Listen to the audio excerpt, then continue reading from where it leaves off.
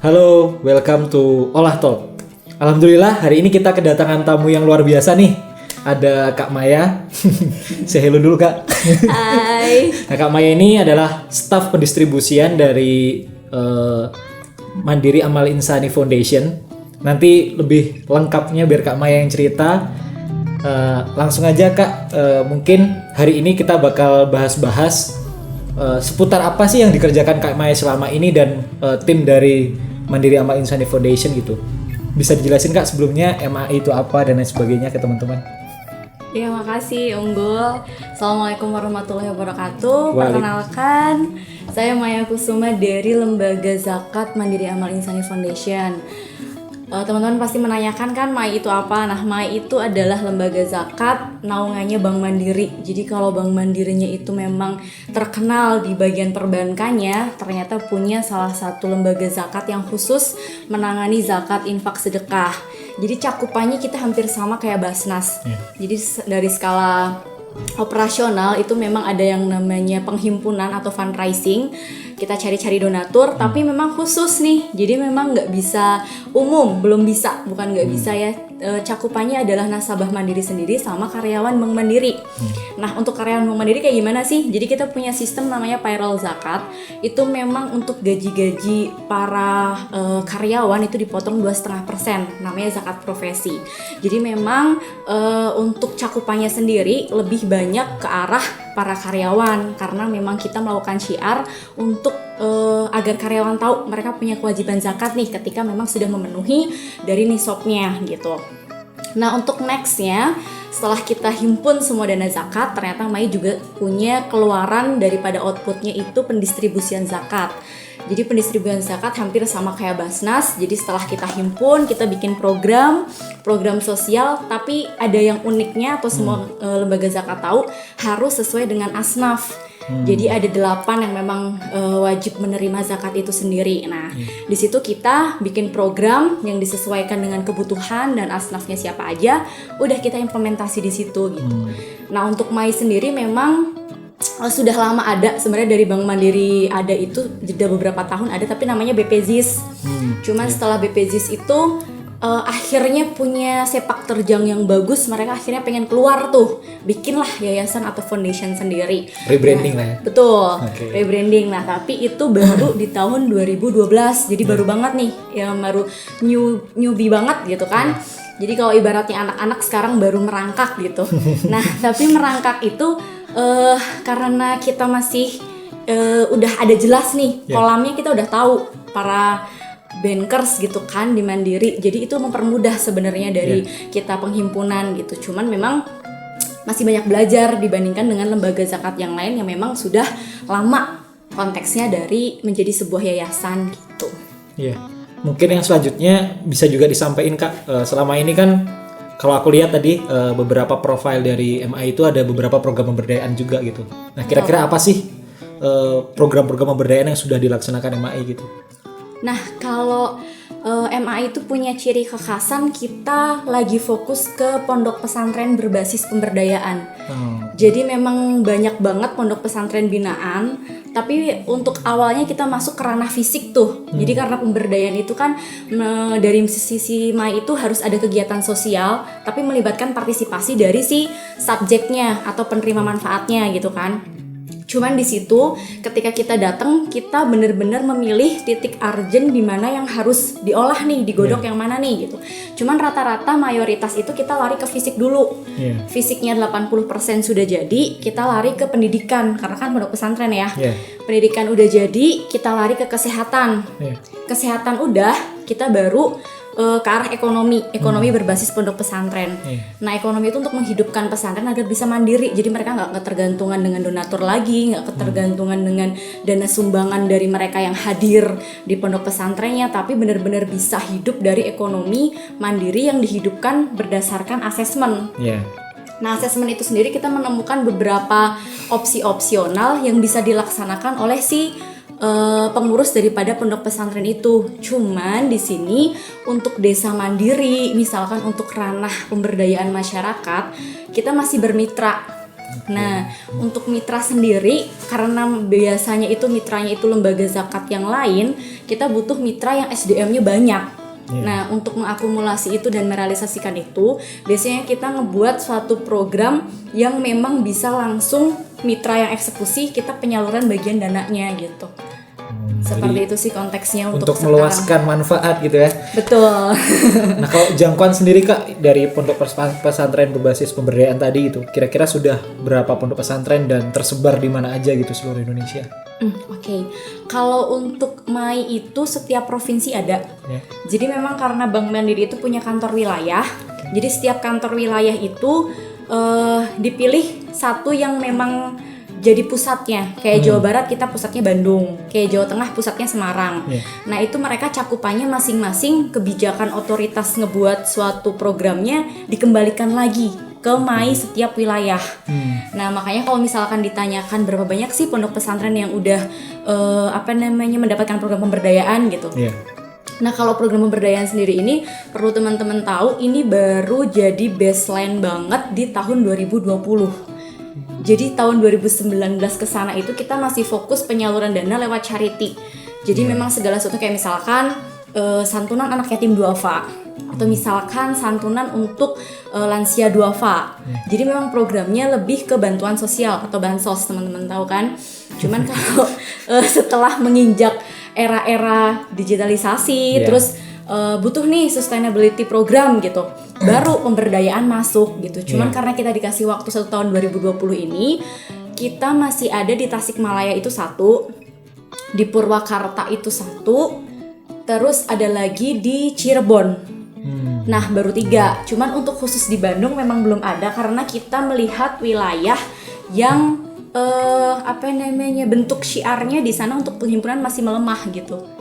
Jadi karena kita kesinambungannya antara permintaan donatur ya.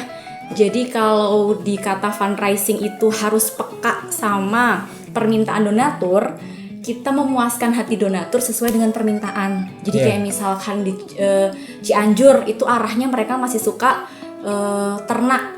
Nah, kita kasih bantuannya sesuai dengan permintaan gitu. Cuman disesuaikan dengan wilayahnya. Nah, mungkin sisi-sisi yang belum sesuai dengan lembaga zakat yang lain adalah pemberdayaan yang belum all out atau bottom up.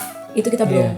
Jadi masih sifatnya masih top down karena masih baseline-nya masih di tahun ini gitu. Tapi kalau aku lihat udah bagus sih. Jadi memang sudah need assessment sudah dijalankan, walaupun memang untuk implementasi tentu itu butuh SDM yang cukup banyak gitu. Betul. Nah, yang pengen aku tahu juga Kak, kira-kira karena MAI ini based on zakat gitu ya, fundingnya dari zakat, infak dan sedekah.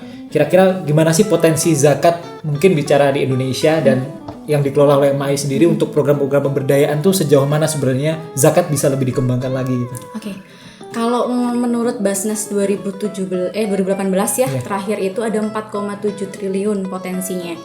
Tapi baru sekitar 17% yang dimanfaatkan di Indonesia. Jadi bisa dibayangkan kalau misalkan orang untuk titik kesadarannya seseorang melakukan syiar zakat ya, utamanya itu zakat profesi, karena profesi kan bermacam-macam di Indonesia.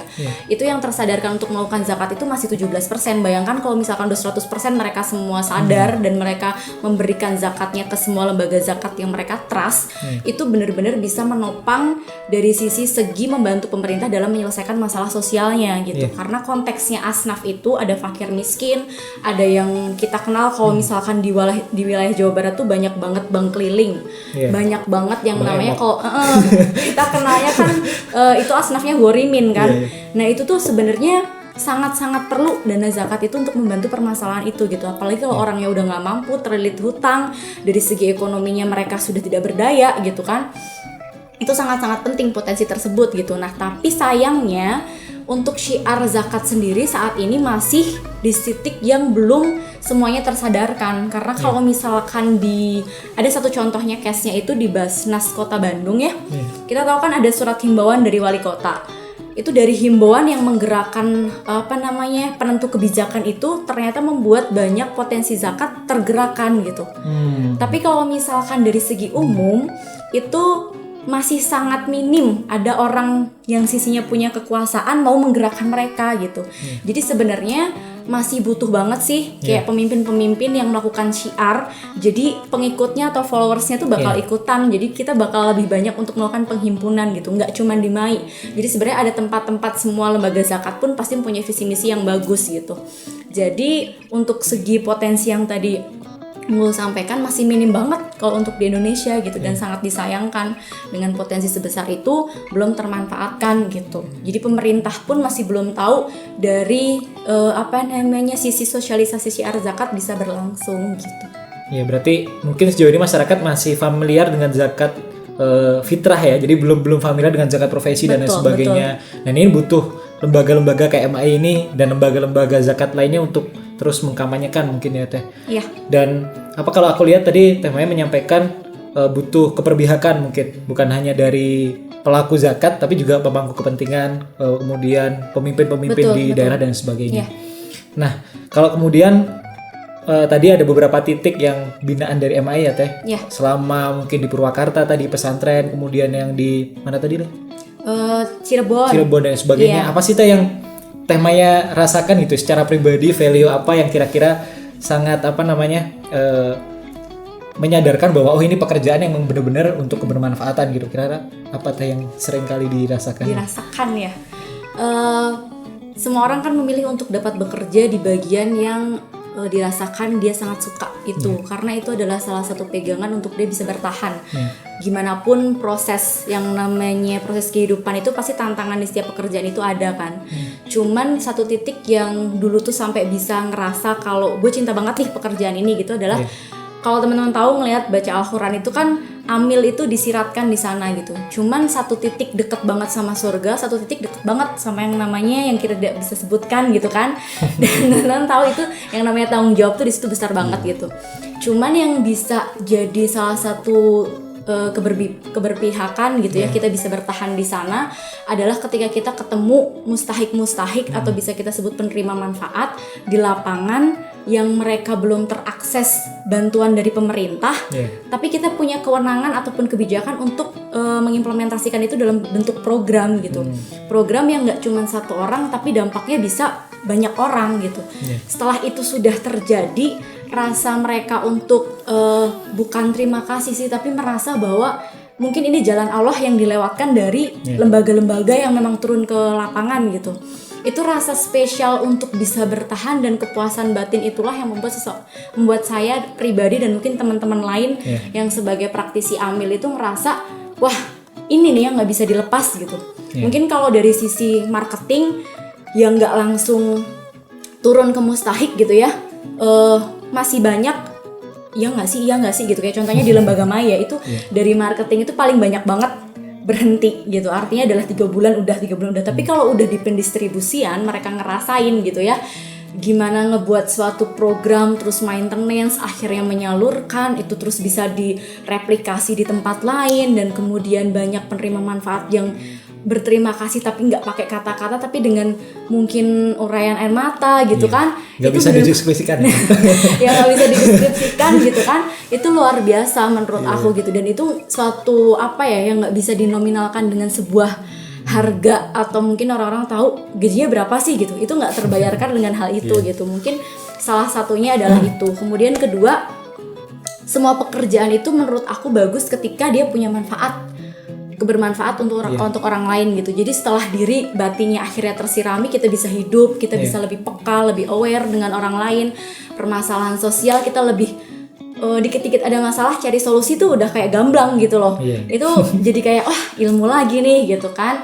Nah setelah itu udah gantian nih manfaat untuk orang lain. Nah ketika kita sudah bisa kasih manfaat buat orang lain, kayaknya susah deh buat ninggalin pekerjaan ini gitu, pekerjaan apapun ya.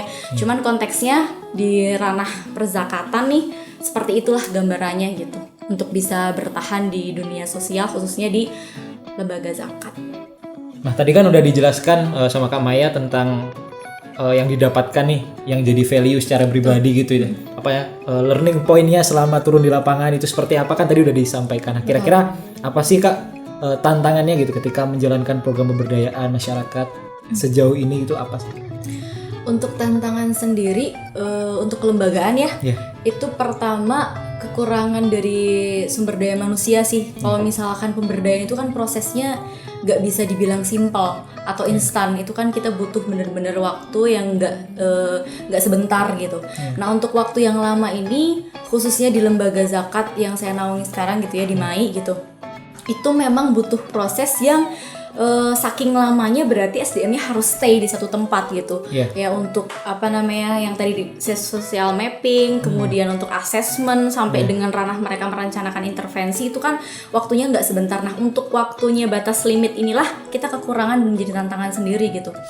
Jadi kalau untuk selama ini kita lebih cepat melakukan asesmen yang cepat untuk kebutuhannya apa, kita lemparkan lagi untuk bisa ada kesepakatan dengan rembuk warga itu. Setelah sudah finalisasi, opsi-opsi itu akan kita bikin report yang pointer-pointernya kita serahkan ke donatur. Apakah ini disetujui atau tidak gitu. Ketika memang opsi-opsi ini disetujui, maka kita implementasi sesuai dengan rujukan daripada donatur itu gitu. Kalau di kita berarti lebih ke arah mandirian. Nah, kalau misalkan sekarang berarti tantangannya kan untuk pertama SDM untuk kelembagaan. Kedua, untuk dari segi kompetensi ranah atau ilmu pemberdayaan itu sendiri. Jadi kalau misalkan dari segi pendampingan, mungkin pendampingan tuh nggak bisa cuman sekedar dampingin udah gitu kan. Tapi harus memicu untuk masyarakat bisa aware dan partisipasi aktif gitu. Ini nih program untuk masyarakat. Gimana caranya masyarakat harus mau ikut serta sampai dengan awal sampai dengan titik akhir, mereka benar-benar mau untuk maintenance itu gitu. Nah itu masih pada tahap yang menggebu-gebu tuh lembaga zakatnya gitu. Jadi masyarakatnya belum aware banget nih sama program ini gitu. Jadi kadang-kadang masih datang, besoknya enggak, misalkan kayak gitu, datang lagi. Nah itu tantangan sih gitu. Partisipasi berarti ya. Betul, partisipasi dari apa namanya. Tapi itu nggak jauh dari butuh banget yang namanya kalau kita tahu agen perubahan tadi gitu, yang mau bersedia ikut serta di masyarakat untuk mau menyadarkan mereka pentingnya program ini gitu. Itu untuk tantangan kelembagaan. Nah, kalau untuk tantangan secara praktisi ya selama di apa namanya MAI ini, yang pertama tawaran pekerjaan lebih baik itu pasti menjadi tantangan ya. Jadi nggak semua amil menjadikan itu profesi. Itu sebenarnya tantangan. Banyak yang ngomong kalau amil mah amil aja gitu, tapi padahal kita butuh sertifikasi juga gitu. Kenapa? Karena itu sebagai bukti kompetensi kita sudah tahu tentang dunia perzakatan, kita mampu untuk mengimplementasikan itu, tapi itu masih belum menjadi satu kebutuhan yang penting. Itu yang pertama. Kedua, dengan adanya tawaran-tawaran itu tidak banyak yang hanya sekejap hinggap dan hilang gitu. Jadi kalau misalkan udah kenal nih, gak jadi sayang gitu. Jadi cuman sekedar gitu doang gitu, PDKT doang udah gitu. Nah maksud aku jangan apa ya, itu jadi tantangan juga gitu, karena aku punya partner itu berganti-ganti setahun itu beberapa kali gitu. Jadi itu bisa dibayangkan kita harus ngebuat apa namanya, udah ngajarin nih dia sampai dengan jalan, ngulang lagi, harus ngajarin lagi sampai jalan dengan orang-orang yang berbeda gitu. Itu tantangan sih. Terus ketiganya mungkin tantangan yang kita hadapi dan semua pasti juga hadapi, pandemi ini sih. Jadi kalau udah kayak gini, ekonomi orang juga udah makin turun, mau syiar juga kadang nggak akan jadi denger gitu, karena mereka pun juga butuh kan, ibaratnya seperti itu. Padahal yang posisi orang-orang di bawah itu benar-benar membutuhkan pertolongan yang nggak bisa berhenti saat ini juga. Jadi mesti harus terus berjalan. Nah itu jadi tantangan juga untuk masa-masa sekarang. Paling itu. Nah benar. Jadi kayak tadi soal kompetensi ya Teh ya. Betul. Mungkin di Indonesia masih banyak yang belum sadar bahwa zakat ini juga harus dikelola secara profesional gitu. Betul. Termasuk wujud konkretnya adalah melalui sertifikasi tadi gitu. Betul. Nah itu yang sebenarnya perlu nanti terus kita bareng-bareng Teh, karena juga di Olah Karsa visi kita sebenarnya membangun ekosistem investasi sosial. Jadi ekosistem investasi sosial ini bisa dilakukan oleh corporate, juga bisa dilakukan oleh lembaga zakat seperti MAI sekarang ini gitu. Iya, betul. Nah, ketika semua unsur nanti sudah berkolaborasi gitu ya Teh, itu kemungkinan untuk bisa melakukan suatu hal yang lebih besar itu kan bisa lebih dapat dicapai gitu. Iya. Terakhir nih Teh, mungkin nggak terakhir juga ya, ternyata nanti ada closing statement. Partnership apa sih dan dengan siapa saja gitu MAI sejauh ini sudah berjalan? Kalau MAI sekarang banyak banget berpartner dengan lembaga zakat yang lain yang tergabung dalam forum zakat wilayah. Jadi memang kita diwajibkan untuk ikut serta dalam forum zakat wilayah karena untuk mengupdate permasalahan sosial di wilayah-wilayah yang memang sudah jadi ibaratnya kolamnya lembaga zakat yang ada di Jawa Barat gitu. Nah, forum zakat wilayah itu di dalamnya yang pertama mungkin ada inisiatif zakat. Itu banyak banget kita partner program air dengan inisiatif zakat. Dan banyak program-program lain intinya seperti itu. Kemudian untuk Human Initiative atau PKPU itu kita juga udah partner kemarin banget baru mereka yang jadi trainer untuk relawan MAI nasional. Jadi karena memang kita banyak banget relawan tapi belum di maintenance dengan baik, kita berpartner mitra gitu. Kemudian dengan Rumah Zakat juga kita pernah partner ketika kegiatan Idul Fitri, terus beberapa kegiatan event-event yang lain. Dan sebenarnya kalau sistem di MAI, cara bisa partner itu dengan mengirimkan proposal program terbaik sih. Karena yang tadi aku bilang, kita ada dana yang memang sudah stay, artinya sudah jelas ya dari karyawan dan juga nasabah. Cuman memang kita butuh untuk biar dari segi distribusi tuh SDM-nya melengkapi kekurangan-kekurangan kita. Karena di Jawa Barat itu untuk tim MAI kalau Unggul tahu itu cuman ada 6 orang untuk lingkup Jawa Barat. Kita nggak ada relawan yang bener-bener kayak misalkan di Purwakarta stay di sana 1 orang ya gitu, yang memang nanti itu udah plus ikatan MOU misalkan, nggak ada gitu. Nah itu makanya kita penting banget adanya mitra. Dan kalau untuk mungkin nanti di sini hadir teman-teman dari lembaga zakat lain, mungkin MAI terkenalnya dengan donatur dari program mereka. Karena biasanya mereka mengusulkan program yang bagus, kita implementasi dengan dana-dana itu gitu. Itu untuk partner yang selama ini dijalankan. Tapi alhamdulillahnya karena Bandung itu banyak banget yang ini ya struggle di bidang zakat gitu. Jadi lebih membuat semangat untuk implementasi program-program itu makin menambah ilmu gitu dari segi kekurangan yang tadi saya bilang kan, untuk SDM-nya kita kurang, tapi alhamdulillah dengan partai ini bisa terrealisasi dengan baik gitu. Ya, tadi udah banyak nih partnership yang sudah dijalankan oleh MAI, dan nanti teman-teman yang nonton harapannya juga bisa juga ya Teh. Ya, silahkan hadir dan membawakan proposal. Yang jelas proposalnya harus punya dampak gitu ke masyarakat. Betul, ya. Terakhir mungkin yang pengen aku tanyakan tentang ya closing statement-nya Kak Maya untuk semua pelaku pemberdayaan masyarakat, termasuk juga amil zakat gitu, apa yang bisa disampaikan kira-kira?